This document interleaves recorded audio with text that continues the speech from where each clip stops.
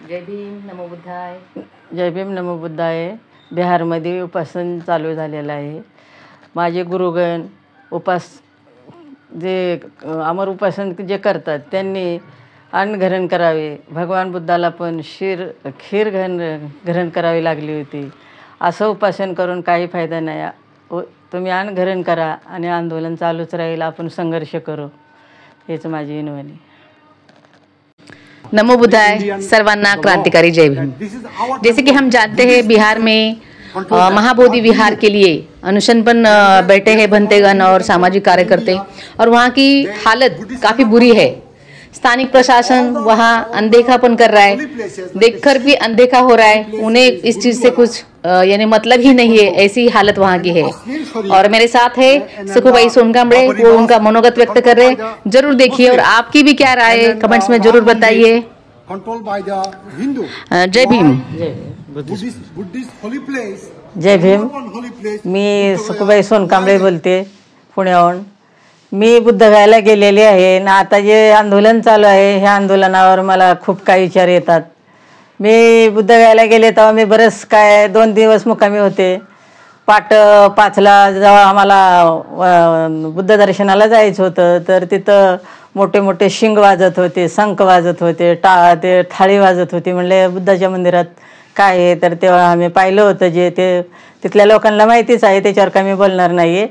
पण आमच्या गुरुगणाने उपास करण्याऐवजी निरंजनीचं पाणी नितळ शीतळ आहे, सुजिताची खीर खाल्लेली भगवान बुद्धाची आठवावी, उपासन सोडावं, पाणी ग्रहण करावं. आणि तुम्ही जरी गुरुनी जरी एवढा त्याग केला तर आम्ही अनाडी लोकांनी काय करावं.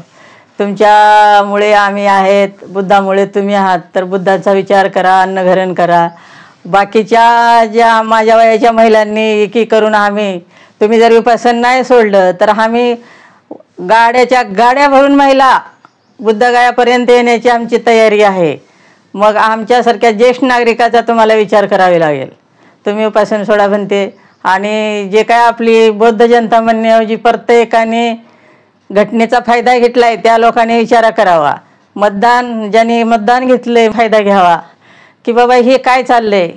बुद्धाची धरती युद्धनाची आहे, हे कसलं युद्ध चालू आहे.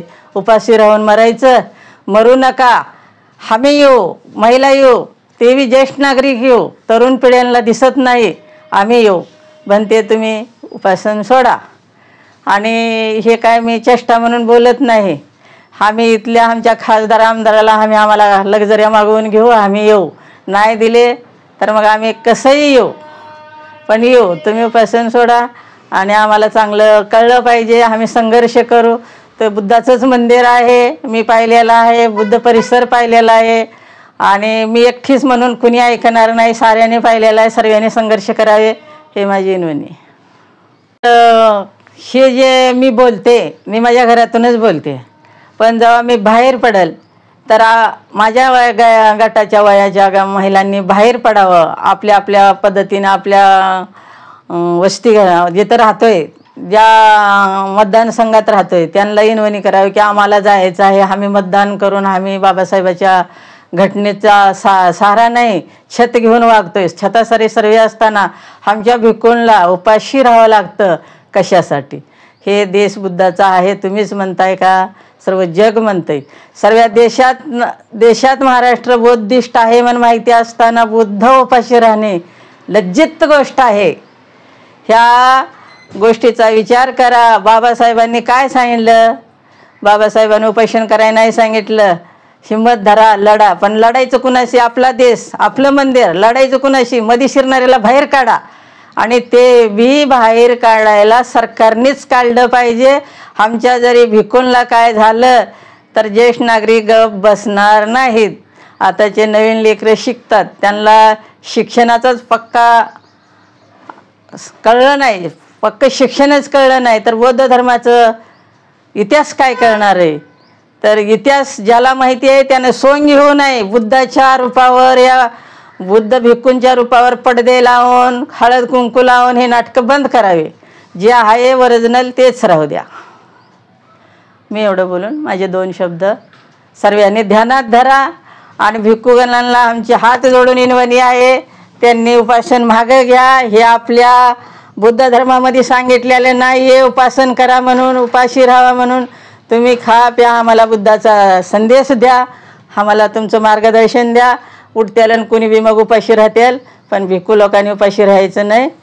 मी एक कणभर बी माझी अक्कल नाही, कणभर बी माझं काय पोझिशन नाही, तरी मला वाटतंय की आमच्या भिक्खूंना आपण इनवणी करावे. तुम्ही आम्हाला मान्य करा, ज्येष्ठ नागरिकाकडे मान्य करा. मी एकच नाही की तुम्हाला जेव्हा रोडवर ज्येष्ठ नागरिक दिसतील, तुम्हाला डॉक्टर आणि तुमच्या गाड्या आणि तुमचे पोलीस याला मग कमी पडेल जागा.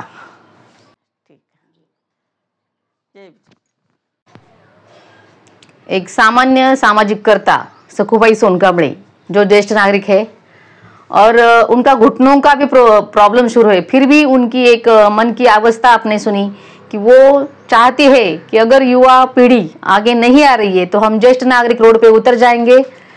और इस बात को समर्थन करते हुए उन्होंने ये भी बोला कि ऐन मौके पर जो बुद्ध का ज्ञान है वो विज्ञान पर आधारित है. अपने शरीर को अन्न और जल की जरूरत होती है.